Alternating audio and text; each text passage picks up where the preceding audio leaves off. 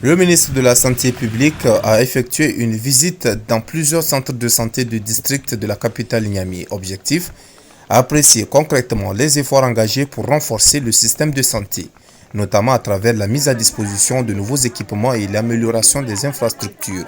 Au total, 4 centres ont été parcourus. Dans chacun d'eux, le constat est visible. Nous remercions d'abord Allah subhanahu wa ta'ala qui nous a permis ce matin d'effectuer des visites au niveau des 4 hôpitaux de district de la communauté urbaine de Niamey.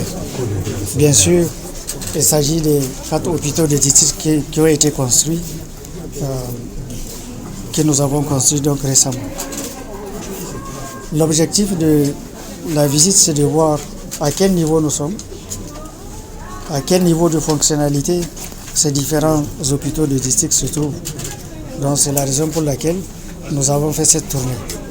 Et Dieu merci, vous avez vu, déjà certains ont commencé à être opérationnels. C'est le cas de Los Gungu, où vous avez vu déjà, ils ont fait 58 césariennes. Les autres hôpitaux de district sont en cours. Je rappelle que c'est grâce au fonds de Téléthon, le Téléthon national qui a été organisé dans le cadre de la lutte contre la mortalité maternelle et néonatale évitable. C'est grâce à ce fonds-là que nous avons pu réaliser ces 4 hôpitaux de district de Niamey. Et au niveau de chaque hôpital de district, vous avez vu les différentes composantes qui ont été réalisées. C'est d'abord un bloc opératoire au niveau de chaque hôpital de district, un bloc opératoire qui comporte 2 salles opératoires. Ces salles opératoires-là sont aujourd'hui opérationnelles. Donc une salle pour les urgences et une salle pour la chirurgie de routine. Et vous avez vu avec nous aussi au niveau de chaque hôpital de district, il y a un bloc laboratoire où vraiment l'essentiel est là pour pouvoir faire le travail.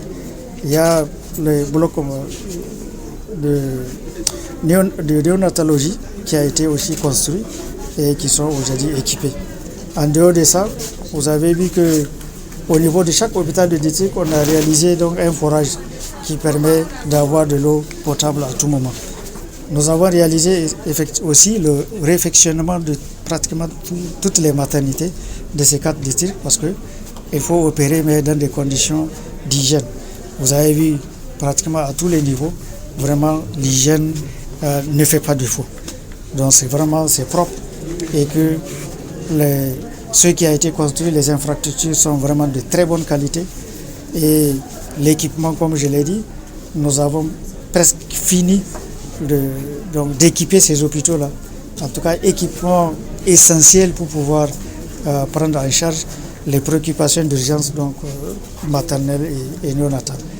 Donc vraiment, c'est un sentiment de grande satisfaction qui nous anime après avoir vu tout ce que nous avons constaté sur le terrain au niveau donc, de ces hôpitaux de district. Donc c'est le lieu de... Vous savez, nous sommes...